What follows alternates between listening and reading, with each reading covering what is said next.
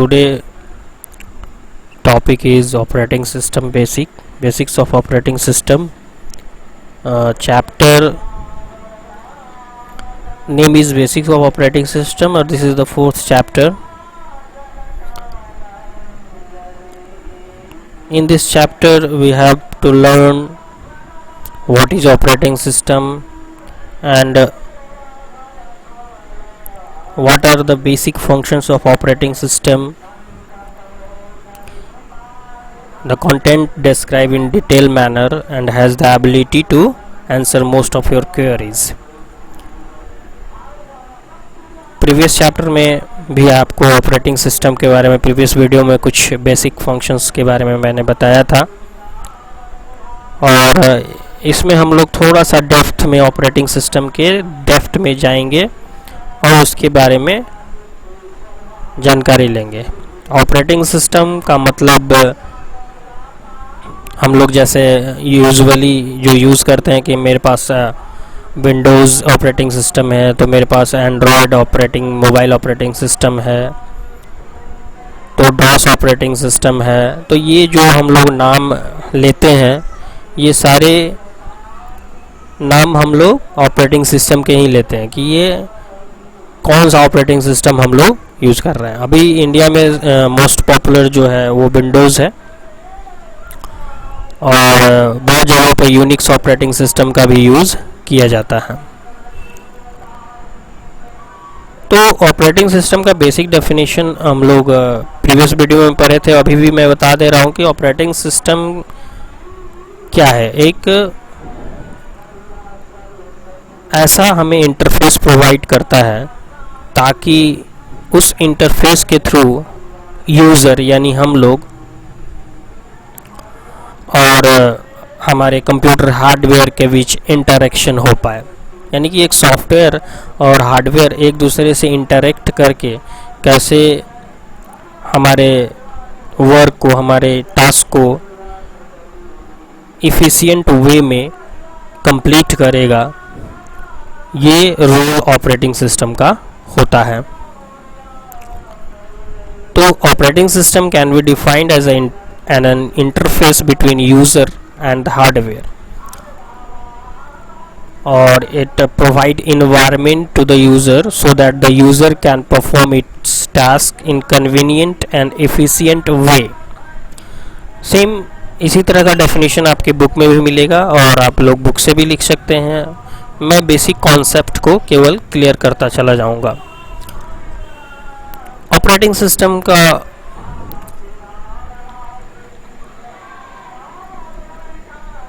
हम कह सकते हैं कि an operating system is a program which act as an interface between a user and hardware और कंप्यूटर रिसोर्सेस.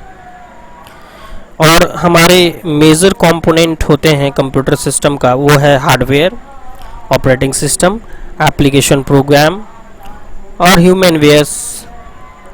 तो इन सारे के बीच में कैसे इंटरेक्शन होगा, इन सारे के बीच में कैसे एक पुल बनेगा, एक ब्रिज बनेगा ताकि हमारा पूरा कंप्यूटर सिस्टम एफिशिएंट वे में काम कर पाए, ये रोल ऑपरेटिंग सिस्टम का होता है.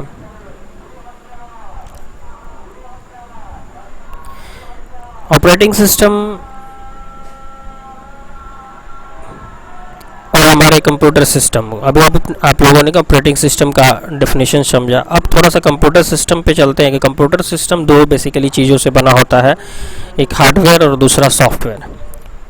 तो हार्डवेयर जो केवल समझता है वो क्या, कौन सा लैंग्वेज समझता है, हम जानते हैं कि बाइनरी लैंग्वेज समझता है, मशीन कोड समझता है, और जो मशीन कोड 0 और 1 में लिखे जाता है. ठीक है. तो जो मशीन कोड हमारा हार्डवेयर समझता है और हम लोग अपना एक हाई लेवल लैंग्वेज के थ्रू इंटरेक्शन करते हैं. और हाई लेवल लैंग्वेज हमारा कौन सा है? इंग्लिश है, क्योंकि ज़्यादातर कंप्यूटर सिस्टम इंग्लिश पे ही वर्क करता है. तो ऐसा हमें एक इंटरमीडिएट ऑब्जेक्ट चाहिए होता है जो दोनों के बीच में एक एज ए ट्रांसलेटर का भी काम कर पाए, कि हम अगर हाई लेवल लैंग्वेज में कोई भी इनपुट कराते हैं सेंटेंस को, वर्ड को, तो वो मशीन लेवल लैंग्वेज में कन्वर्ट हो पाए और मशीन तब उसको समझ के उसके अकॉर्डिंग आपका आउटपुट और रिजल्ट आपको प्रोवाइड करेगा। तो यहाँ पे एक पिक्चर है, जैसे कि हार्डवेयर यहाँ पे हमारा है, हार्डवेयर जो मैं कर्सर से पॉइंट कर रहा हूँ,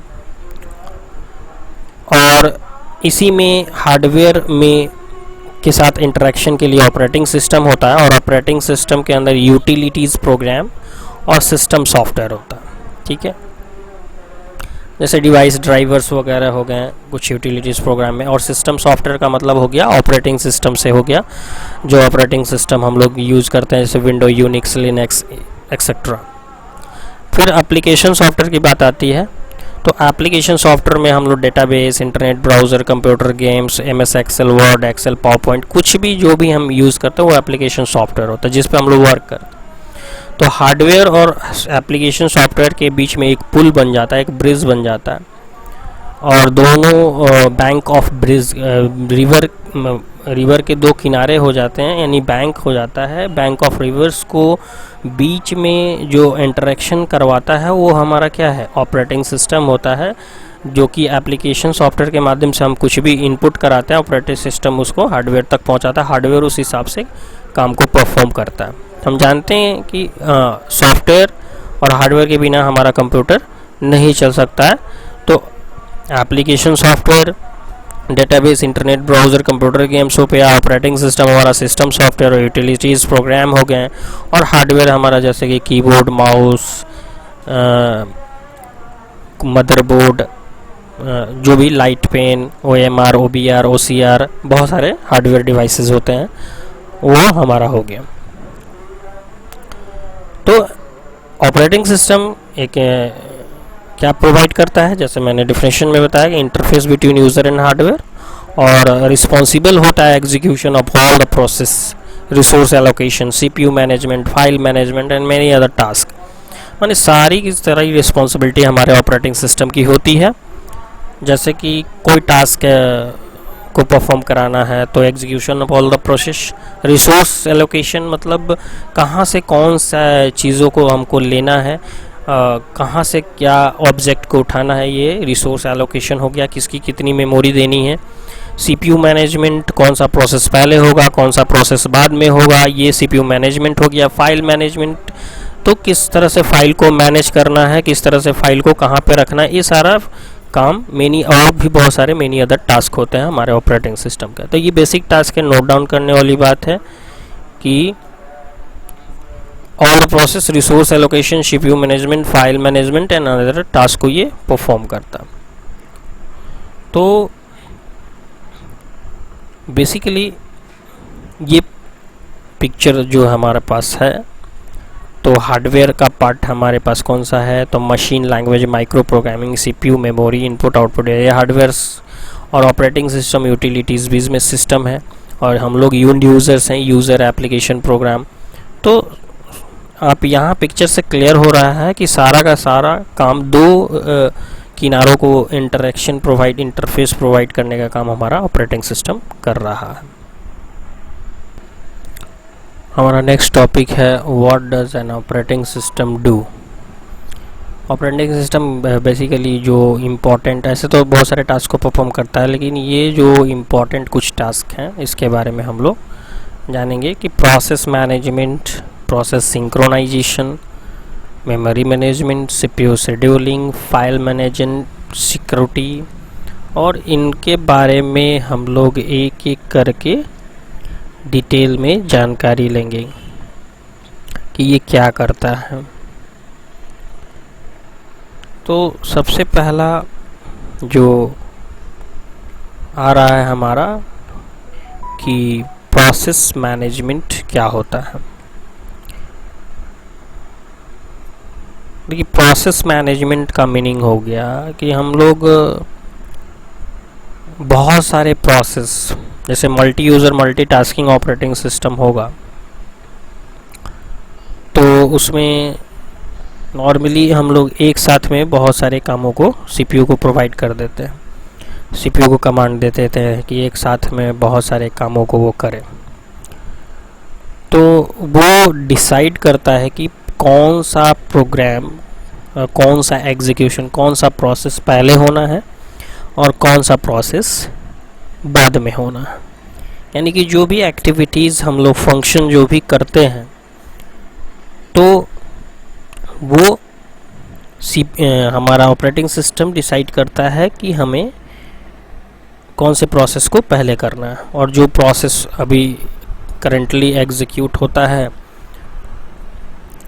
तो उसके लिए एक जो बहुत सारे प्रोसेस होते हैं 1 2 3 4, तो प्रोसेस शेड्यूलिंग के थ्रू वो टाइम स्टैम्पिंग करता है, टाइम स्टैम्पिंग बांटता है कि कौन सा प्रोसेस कितने टाइम में एग्जीक्यूट होना है। और वो जब प्रोसेस कंप्लीट हो जाता है, जिस टाइमिंग में कोई प्रोसेस कंप्लीट नहीं होता है तो उसको क्यू में डाल दिया जाता है कि वो बाद में होगा, और उसके बाद वाला प्रोसेस फिर कंप्लीट होने लगता है। तो ये मैनेजमेंट इसका है, ये मैनेजमेंट करता है। इसके आगे के जो भी एक्टिविटीज़ है हमारा ऑपरेटिंग सिस्टम का, वो हम लोग नेक्स्ट वीडियो में डिस्कस करेंगे। तब तक आप लोगों का जो